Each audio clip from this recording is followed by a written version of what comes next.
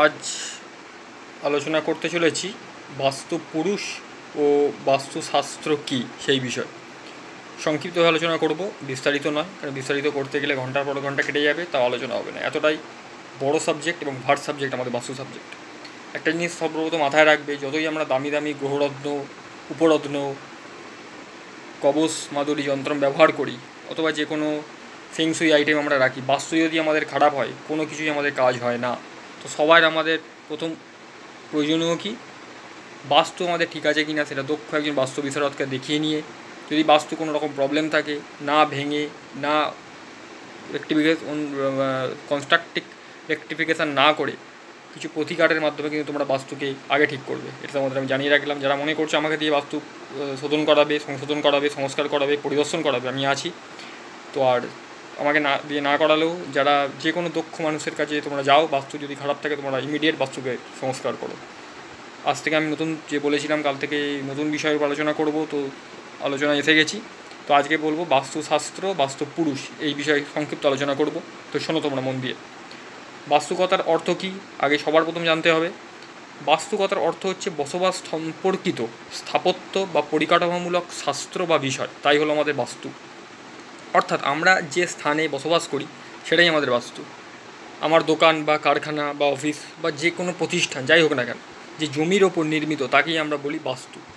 আমাদের দোকানের বা অফিসের বা কারখানার যে জমি, অর্থাৎ বা ধরো আমরা ফ্ল্যাটে থাকি বা সেই ফ্ল্যাটের যে জমি সেটাই আমাদের বাস্তু। বোঝাতে পারলাম আশা করি। এবার পৌরাণিক আধ্যাত্মিক গুরুত্ব বা কীভাবে বাস্তু দেবতা বা বাস্তু পুরুষের আবির্ভাব সেই বিষয়ে খুবই সংক্ষেপে আলোচনা করছি, বিস্তারিত বলছি না। তার কারণ আগেও বলেছি, এখনও বলছি, প্রচুর বড় সাবজেক্ট, প্রচুর ভার সাবজেক্ট। যেটা বললে তোমরা বুঝতে পারবে ততটাই আমি বলছি।